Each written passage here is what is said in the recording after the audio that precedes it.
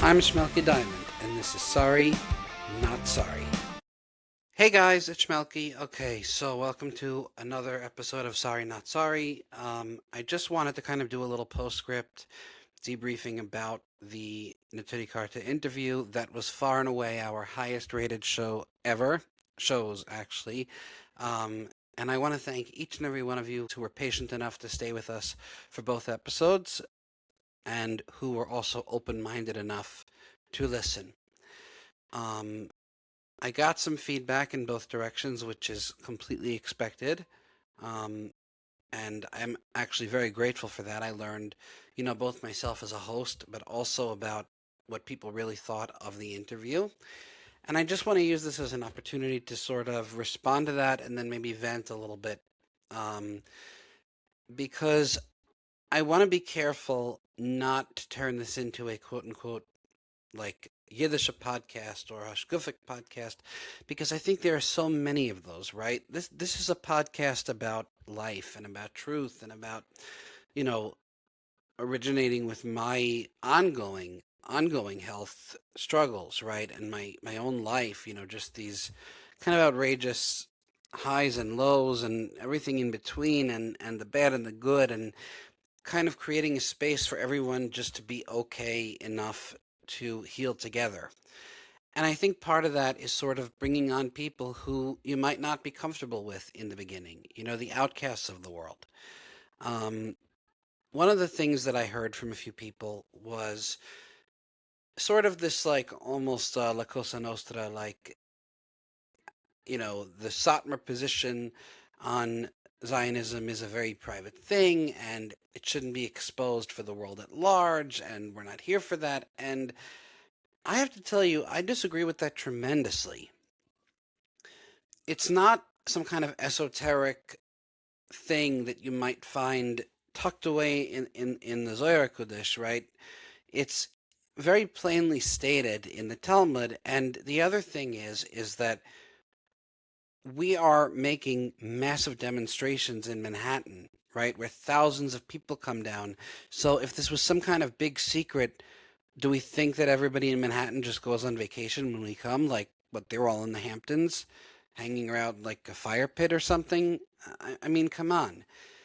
And I think that, there's a part of us that don't want to share that. And I think that's a big pity because, as I've said from the get-go, the thing that makes you unique, the thing that makes you different is your magic. And just as we are ready to give, we meaning the Satmar community, who hopefully are not angry at me over all of this, um, just as we are ready to give the shirts off our backs to a stranger, to any Jew, Zionist, no Zionist, not Satmar, Satmar, the amount of tzedukah that we give, all of it, the same community is this ardent opponent to something that we believe is a very wrong philosophy. And I'm actually going to take it a step further and say a very evil philosophy. So I'm going to have to sort of reject that argument respectfully. The next thing is, well, why didn't you push back enough? Your job as a host is to push back. So I want to go into a few things about this. First thing is that people have to understand we split the interview in two, and with the editing, it actually didn't really look like we were able to split it in two, but we did. It was a 2.5 hour conversation that went on till well after midnight. If I would have been sitting there with him and fact checking everything as I was doing it and rebutting, first of all, the conversation would have gone on until, you know, it would have been a 10 episode thing, which I really, really don't want to do. I don't want to make this a reoccurring, you know, let's have an update from Neturei Karta about such and such a thing. That's not why we're here. The other thing is that I don't have a producer, right? Like a lot of news people have in the secular world, where they've got an earpiece and they're interviewing somebody, whether it be Donald Trump or a Secretary of State or a senator, and their producer is telling them in real time, well, he said that, but that isn't really so. And, can you mention why he said this and this 3 months ago and now he's saying that? So I don't have any of that. This was a conversation. To me, the time when you rebut something is when you want somebody to come on and you want to make a debate and you kind of want to take their view and change it. Or actually, most of the time, it's that you're afraid that your audience is going to be turned off, so you have to rebut it.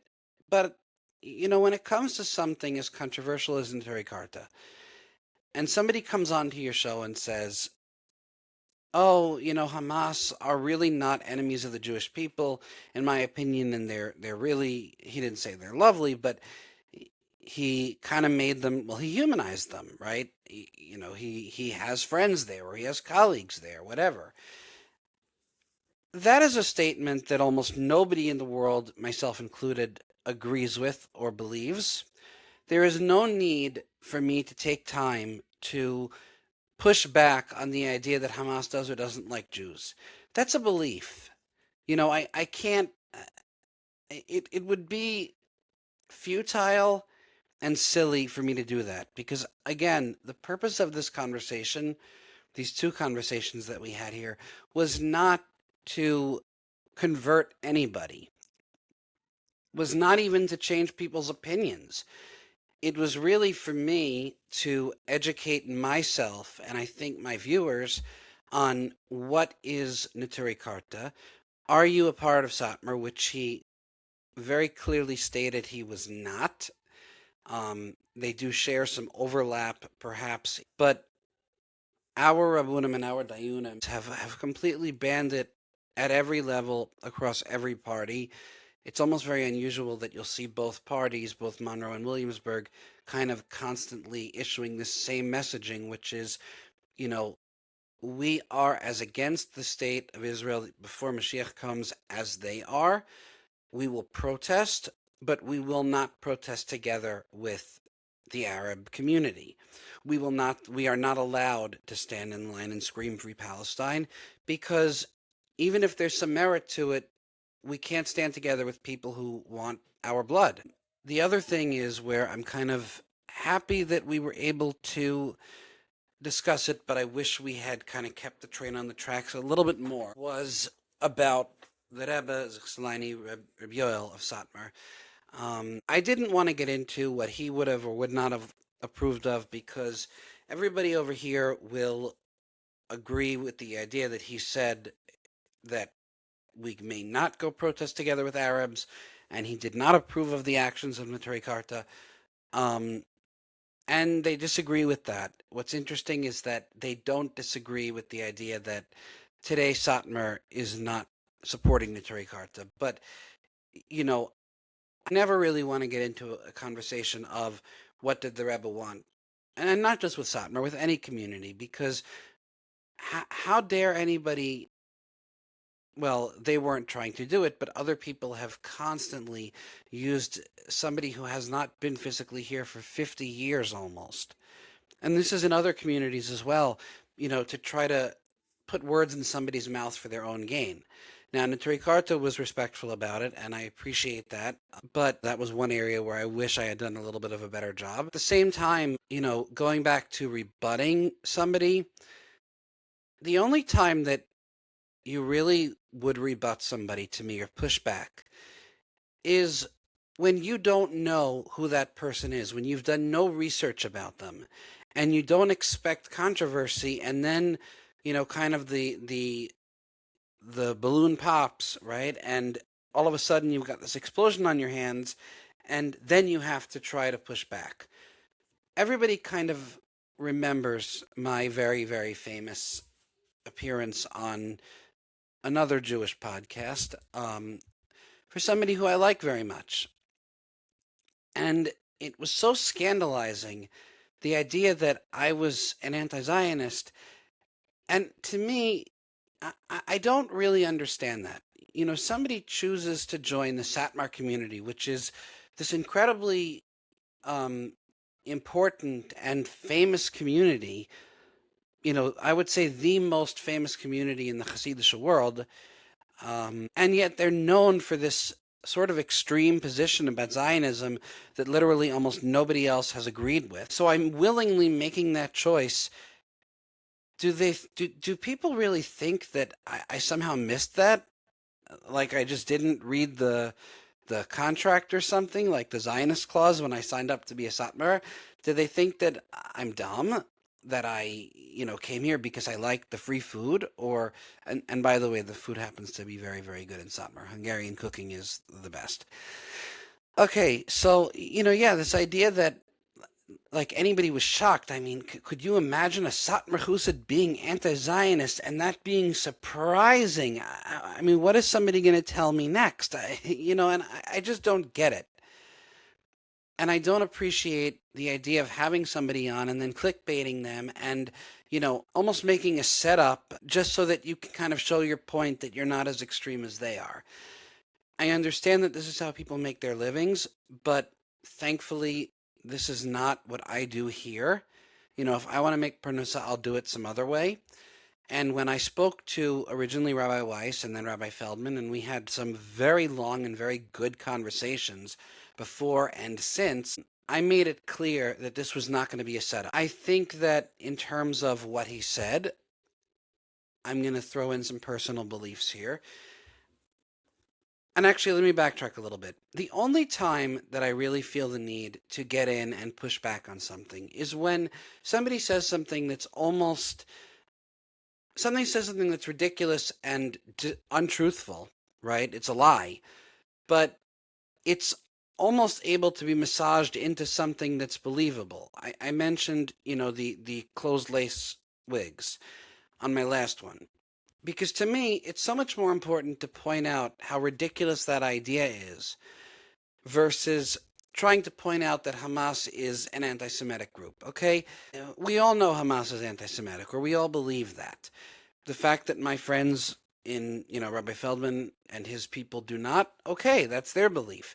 But I think it is so much more worth the time and the effort to point out lies that appear as truth than things we disagree with that are, just so obviously, I can't say obviously not true because, again, I'm not here to bash anybody, but things that everybody kind of knows already and hammering, beating a dead horse. So there's that. But, to my personal belief, I think that the state of Israel today is not the state of Israel that existed 60 years ago. And I think that if we look at it from a broader global perspective, the tragedy that befell us on October 7th was horrendous. It's very hard to hear about a lot of those stories, and we cry for them. There have been an infinite number of Tisha B'Av programs about this, about the victims, and there will be, and everybody who survived that deserves their chance to tell their story. But at the same time, when you look at the response that the state of Israel and the Netanyahu, I would say government or truth be told regime, the response that they've shown to the world when everybody, every country has said, you have to stop. You have to stop bombing. You have to stop cutting off water supplies, humanitarian crisis, blowing up hospitals, killing children. And yes, I know that Jewish children were killed on October 7th. And I know that if you save one life, the Gemara says that if you save one life, it's like saving the whole world, and killing one life is like killing the world, something to that effect. Please don't quote me. I still believe that the state of Israel is this incredibly unpopular government that the actions of which has fueled a tremendous amount of anti-Semitism and hate. I myself have been yelled at on the street, jeered at, about the actions of the Israeli government, not the Israeli people, but their government. And I've never even been to Israel. So to go out, and I do know that in our own community, it's acceptable to tell the world, no, no, no, we don't stand for Zionism. We don't stand for the actions of the state of Israel. So to go out and do that, I do think there's a part of them personally that is reducing hatred. The thing that's so marvelous about it on my end is that I can have that belief. And walking out of that interview, I do disagree with the rest of what they were saying.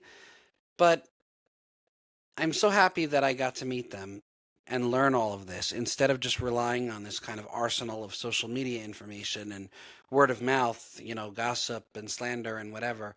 Um, and the fact that I agree with it, the fact that I agree with the notion of going and protesting to show that we are not a nation of, for lack of a better word, killers. I don't have to have an opinion on that, or I don't have to think if I would do it or whatever, because my community doesn't allow it. And as I've said a million times, when you join a community like a Hasidic community, you agree that you are part of something bigger than yourself. And so a rule is a rule, right? And when the Rabbunim look at this issue and they say, even if they have a point, we're not allowed to do it, that's kind of the end of the discussion from our point. But, you know, I am very happy that I was able to sit down with them and ask, why are you protesting free Palestine, from the river to the sea? Because those pictures are hard to look at. I'm also very happy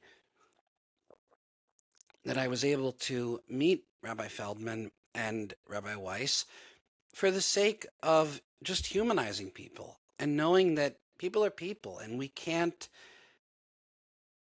just dehumanize someone because we don't like them or we disagree with them.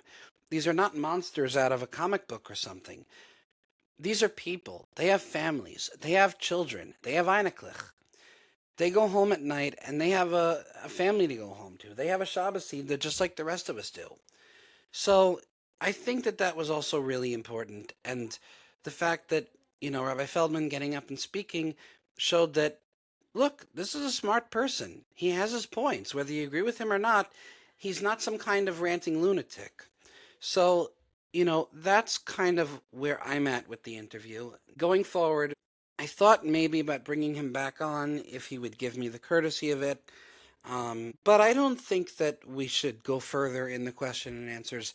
What I would like to do, and this may take some time, is find somebody within our community, the Satmar community, who really is an expert on the Torah behind the subject and how it applies today, and really, really clarify our position. And I think that would be a fantastic, fantastic way to kind of wrap it up with a nice bow.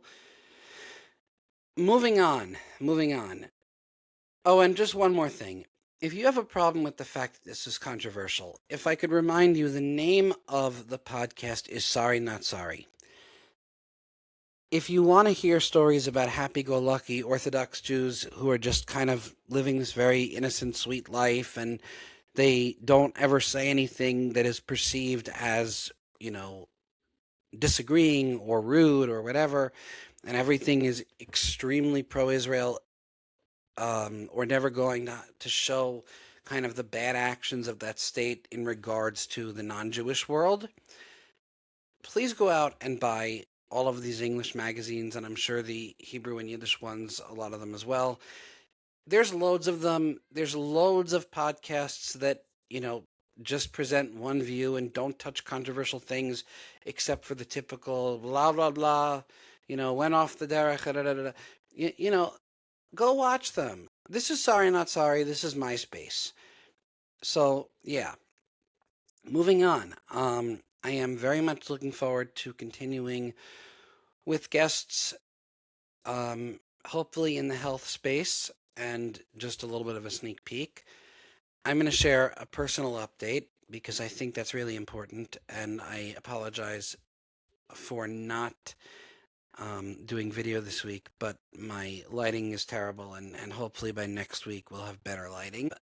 I recently completed a round of treatments called TMS for my ongoing illness, which is functional neurological disorder.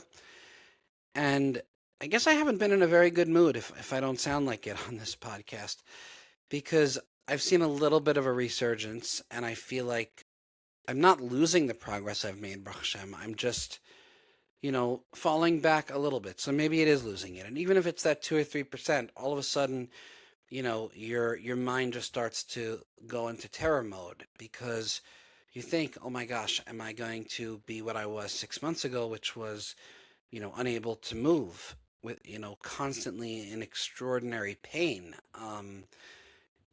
Where does this leave me? And the bottom line is no, no, we fight.